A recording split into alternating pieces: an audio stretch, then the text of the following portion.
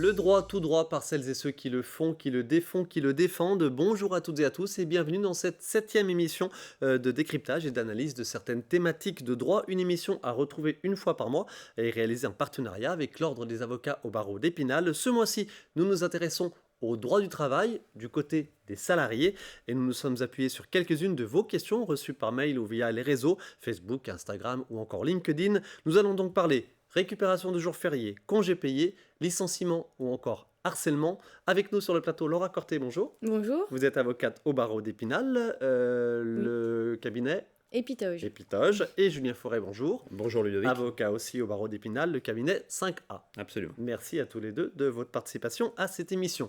Et si vous voulez bien, alors le droit du travail, énormément de choses à dire. Comme je l'ai dit en introduction, on va se focaliser du côté des salariés pour cette première émission. Je suis sûr qu'on en aura d'autres à faire prochainement. Et on va attaquer tout de suite, si vous voulez bien, Julien Fouret, une question de Brian, alors qui habite Nancy, mais peut-être travaille-t-il dans les Vosges, à Épinal ou je ne sais où, mais en tout cas, il nous a écrit de Nancy. Si je dois travailler le week-end, Julien Fouret, si je dois travailler le week-end et qu'il y a un jour férié les jours précédents, donc pendant la semaine, qu'en est-il en matière de récupération et de rémunération? On répond à Brian de Nancy. Alors pour Brian, il n'y a pas forcément de récupération parce que je suppose qu'il vise l'hypothèse où un jour férié précède le week-end et il est privé de fait d'un pont. Il faut savoir que les ponts ne répondent au fait aucune obligation légale. C'est en fait un aménagement du temps de travail. Et donc le fait qu'il soit privé potentiellement d'un pont ou de la possibilité de travailler, d'être au repos le week-end, ne lui permet pas ou ne lui confère pas un droit à récupération à partir du moment où habituellement il est amené à travailler le week-end et que ça correspond effectivement à ses horaires habituels de travail. S'il en était autrement, ça devient finalement une sujétion exceptionnelle là, qui répond à d'autres conditions et là il aurait la possibilité effectivement d'exiger une récupération et vraisemblablement d'ailleurs une majoration de sa rémunération. Alors ça dépend des entreprises, ça dépend des conventions. Alors on parle du droit du travail de façon très globale, mais on sait qu'en termes de droit du travail, chaque filière a sa convention. Absolument. Il faut rappeler les grands principes. On ne peut pas travailler plus de 6 jours par semaine. Donc ça veut dire qu'il y a un repos hebdomadaire qui est obligatoire et qui doit être pris d'ailleurs par principe le dimanche. C'est le fameux repos dominical. C'est un héritage religieux que chacun comprend et chacun connaît. Il y a néanmoins, parce qu'on comprendrait bien qu'économiquement ce serait compliqué d'arrêter un pays le même jour et que tout le monde soit dispensé de travailler, il y a effectivement des dérogations. Alors, il y a des dérogations parce que notamment on est dans le cadre d'industrie à feu continu, on est face à des dérogations notamment en matière de commerce alimentaire, il y a également des dérogations sur les secteurs de la communication ou de la culture parce que souvent les manifestations se tiennent le week-end. Mais le principe, c'est pas plus de 6 jours de travail par semaine, sauf exception, et essentiellement, c'est la convention collective qui détermine les exceptions, ainsi qu'un certain nombre de dispositions légales ou réglementaires. Alors si Brian, on lui demande de travailler le week-end, mais qu'il n'y a pas de jour férié la semaine pendant laquelle il aurait dû travailler, quid s'il n'y a pas de jour férié? Vous avez parlé de pont, par exemple, un mercredi où il est en congé. Où il doit être en congé. Alors, encore une fois, s'il est amené à travailler habituellement le week-end et que ça relève encore une fois de son secteur d'activité... Si on est sur l'exceptionnel. Voilà, alors, si on est sur l'exception, d'abord, théoriquement, on ne peut pas déroger au repos dominical. D'accord. Bon, donc à la limite, ça ne pourrait être que le samedi qui serait concerné, puisque le samedi est un jour ouvrable, donc potentiellement pouvant être travaillé. Et encore une fois, si c'est une modification de son horaire... en principe, là aussi on raisonne globalement, ça suppose évidemment son accord. Et souvent, lorsque la convention collective ouvre la possibilité de dérogation, il y a des contreparties et donc des majorations, soit de rémunération, soit des possibilités de récupération. Récupération qui sont souvent d'ailleurs à envisager la semaine qui suit le travail exceptionnel qui aurait été demandé, en l'occurrence à Brian. Ok, allez, on reste sur cette thématique de congé et récupération.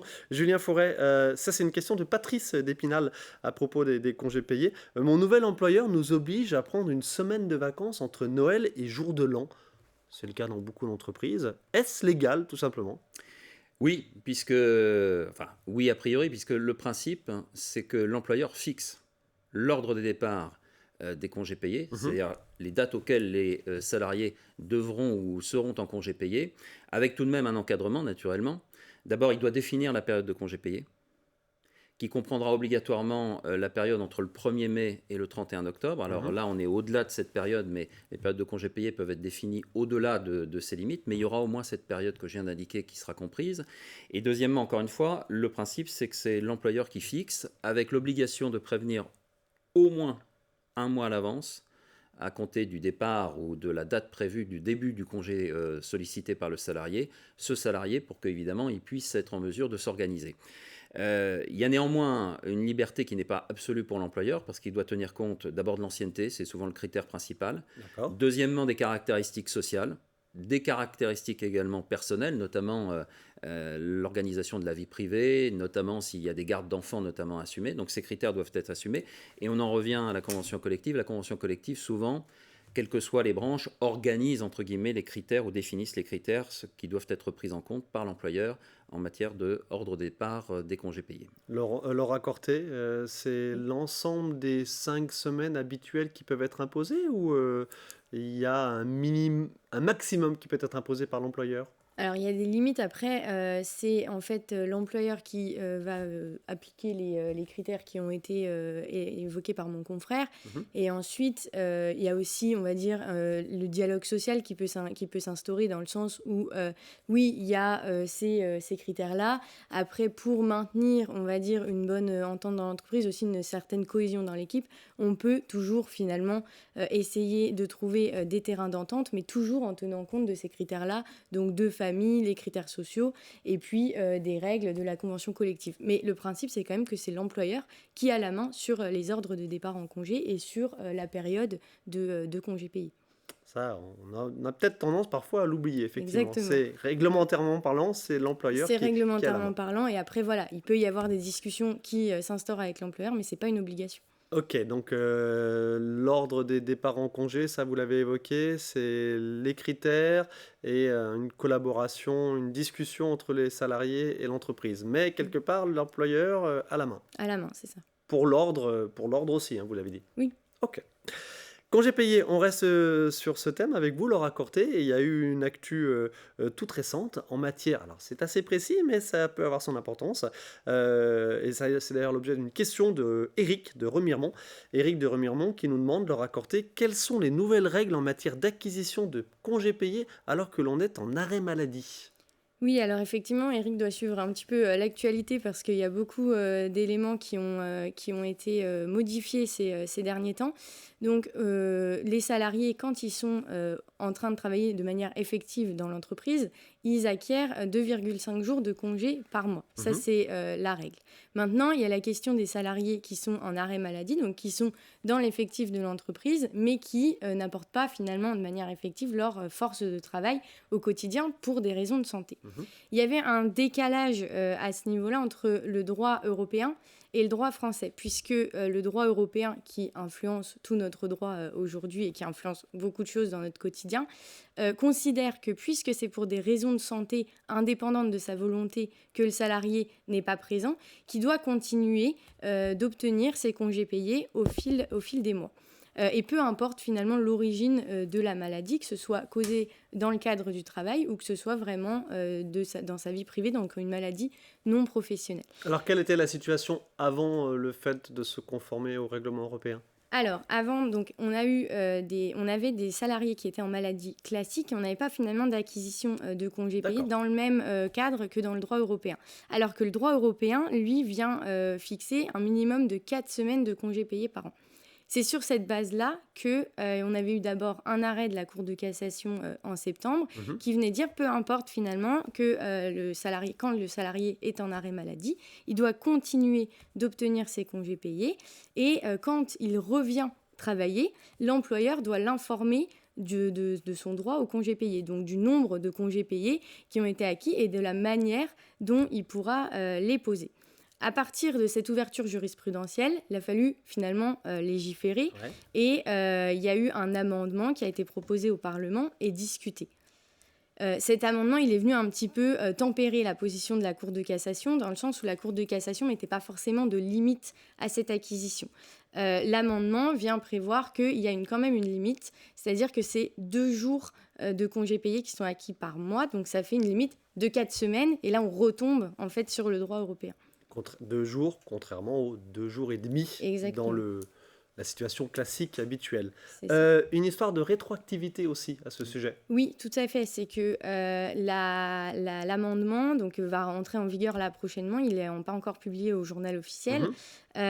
Il y aura potentiellement une saisine aussi du Conseil constitutionnel. Mais en tout cas, il y a une rétroactivité jusqu'à l'année 2009. Ce qui veut dire que si vous êtes salarié, par exemple, c'est peut-être le cas d'Éric, qui a été en arrêt maladie pendant ce laps de temps, pendant ces années-là, depuis Depuis 2009. 2009. Voilà, après, il y a des règles de prescription qui s'appliqueront, mais il pourrait avoir acquis des congés payés qui n'auront été pas pris et pas rémunérés non plus, puisque le droit français n'était pas encore en conformité avec le droit européen.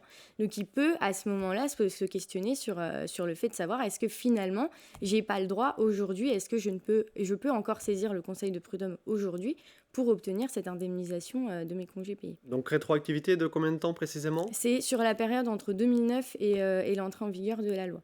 Donc Ok. après, il y a des délais qui vont s'appliquer, qui sont plus techniques, mais sur cette période-là, on peut avoir acquis des congés payés. Si vous êtes concerné ou si des employeurs sont concernés, ça peut tout de suite évidemment avoir une importance. Hein, Julien Fouret. D'urgence un C'est ça. avocat.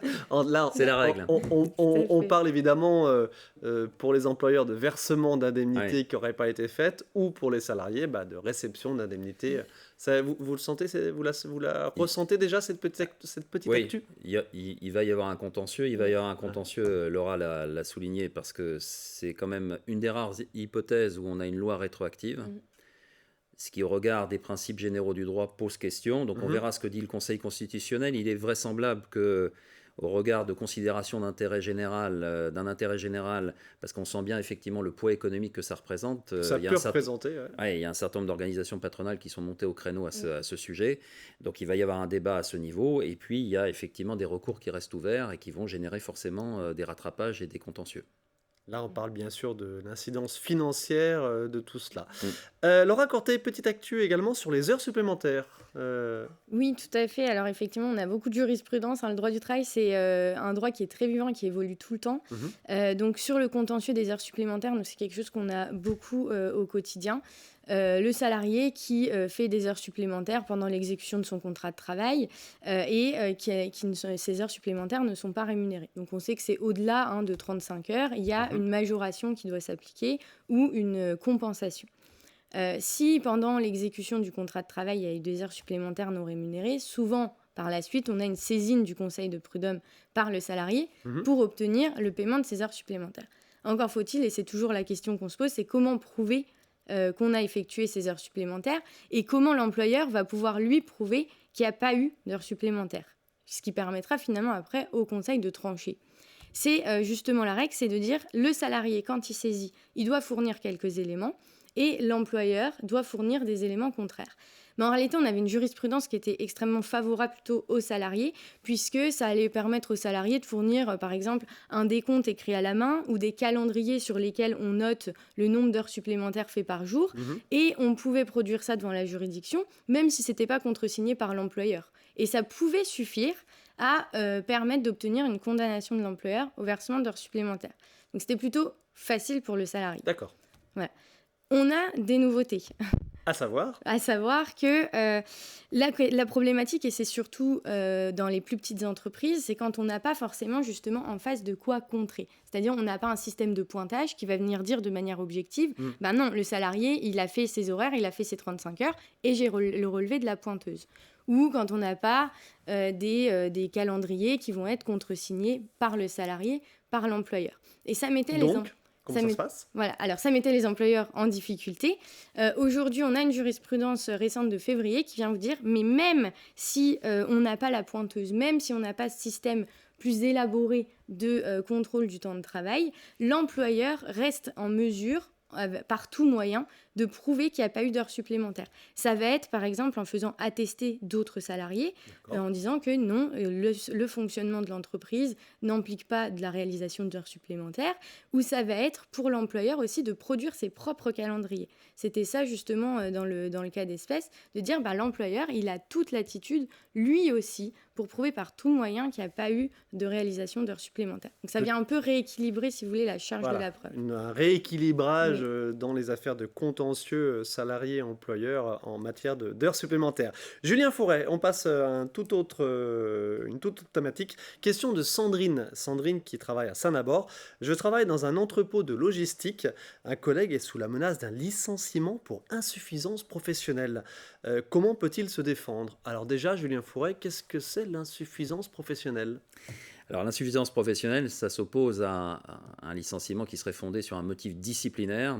Il y a deux grandes catégories. La faute que commet le salarié. Pour simplifier, c'est un manquement à ses obligations, soit les obligations de son contrat de travail, de la convention collective, ou les obligations qui sont naturellement attachées à un contrat de travail ou à une relation salariée. Exemple, il ne vient pas travailler alors même qu'il doit travailler le jour dit et à l'horaire dit.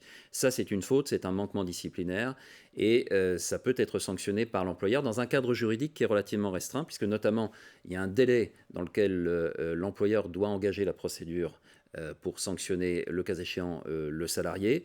C'est un délai de 2 mois, à compter de la date des faits ou à compter de la date à laquelle l'employeur a eu connaissance des faits ou était censé connaître les faits. Donc notamment en matière d'horaire et d'absence, l'employeur étant tenu, on l'a vu il y a quelques instants, de suivre les horaires et la durée du travail de ses salariés, il doit réagir relativement rapidement et il ne peut pas évidemment aller rechercher des absences prétendument injustifiées anciennes. Donc là, c'est pour une faute. Ça, c'est pour une faute. Là, on parlait, Sandrine de Saint-Nabord nous parle d'insuffisance. Alors l'insuffisance professionnelle, ça va essentiellement concerner la qualité du travail du salarié. C'est-à-dire que le salarié fait mal, mais il fait ce qu'il peut. Alors, c'est un motif de licenciement qui est relativement souple pour les employeurs parce que, par exemple, il n'y a pas de délai. C'est-à-dire qu'on peut rétroagir et venir rechercher des éléments d'insuffisance qui sont relativement anciens.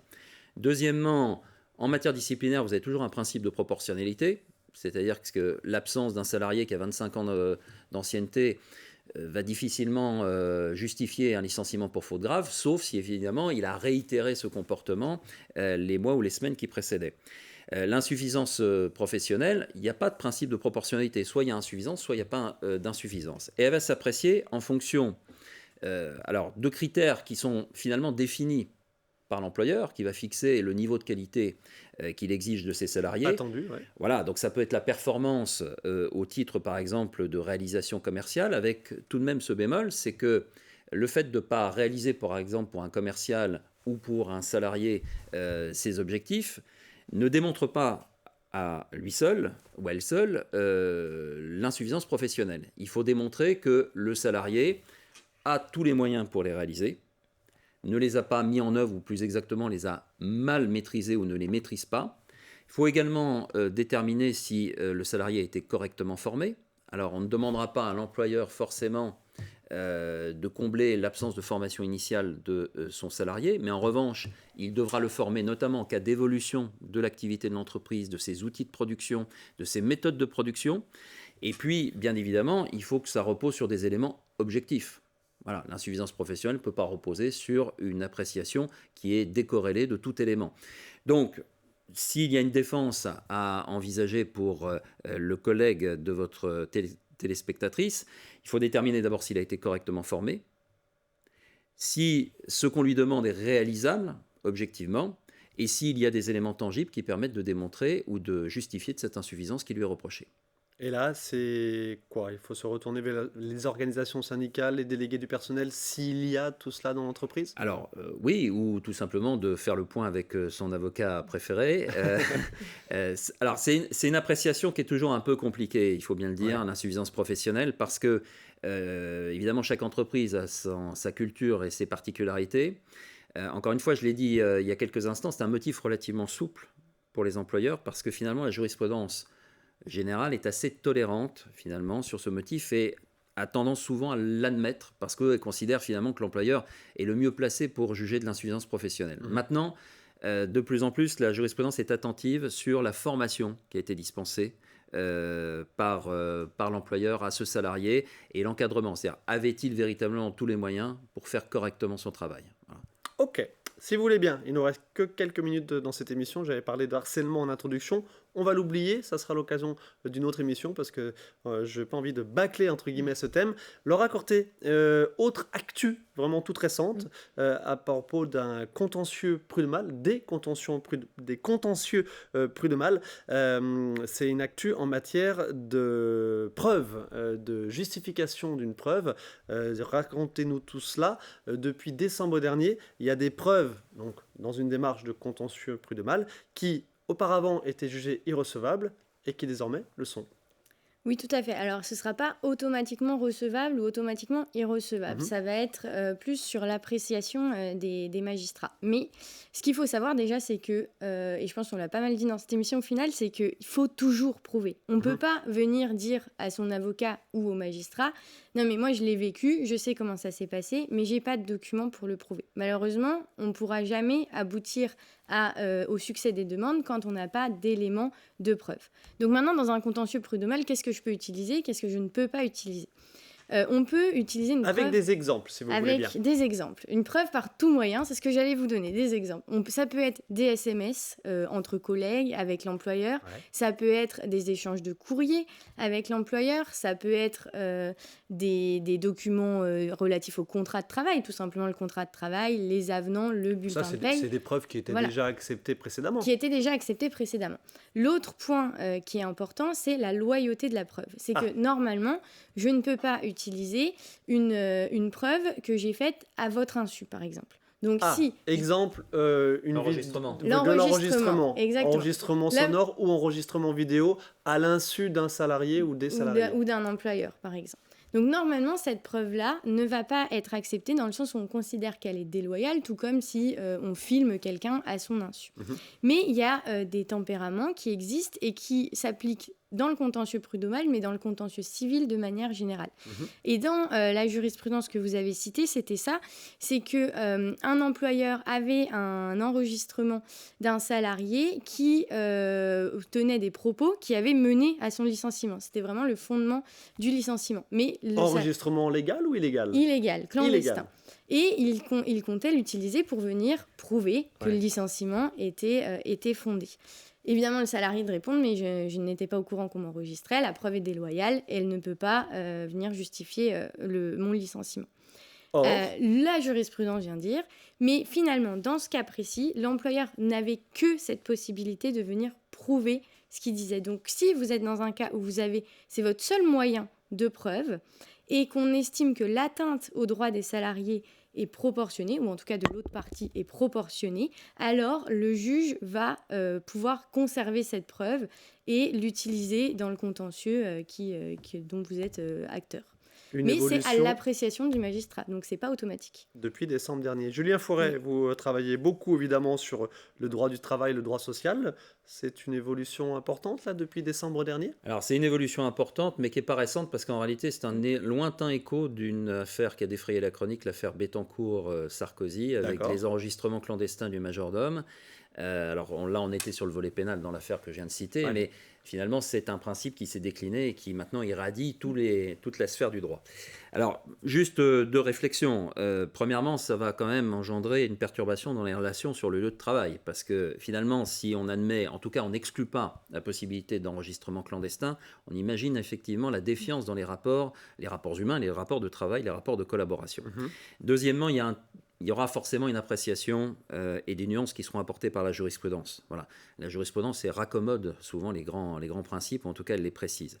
Parce que l'alternative ou la nuance qu'il faut apporter, c'est à partir du moment où on ne peut pas faire autrement que de procéder par procédé clandestin, si j'ose dire, En tout cas, clandestin, c'est illégaux, clandestin, c'est oui, un peu plus fort, si je peux me permettre. en tout cas, des éléments qui ne sont pas naturellement, c'est-à-dire des documents auxquels normalement je n'avais pas accès, des éléments que j'ai recueillis sans forcément, effectivement, de manière transparente, l'indiquer et informer préalablement mon interlocuteur ou la personne concernée, ça suppose qu'on n'ait pas d'autre alternative et que cette preuve ou ce mode de preuve soit absolument nécessaire à la défense des droits. Donc il y aura un équilibre à trouver. Un équilibre au niveau évidemment des salariés mais également des employeurs parce que sinon assez rapidement ça va être très compliqué de travailler ensemble et la communauté de travail, il y a d'abord le terme de communauté, il faut essayer de la préserver. Appel entendu et la jurisprudence fera son œuvre au fil du temps, c'est l'idée. On espère. Julien Fouret, Laura Corté, merci beaucoup d'avoir participé à ce nouveau numéro de notre émission Tout droit qui était donc sur le droit du travail. Au regard de la thématique, je pense qu'on aura d'autres occasions d'y revenir.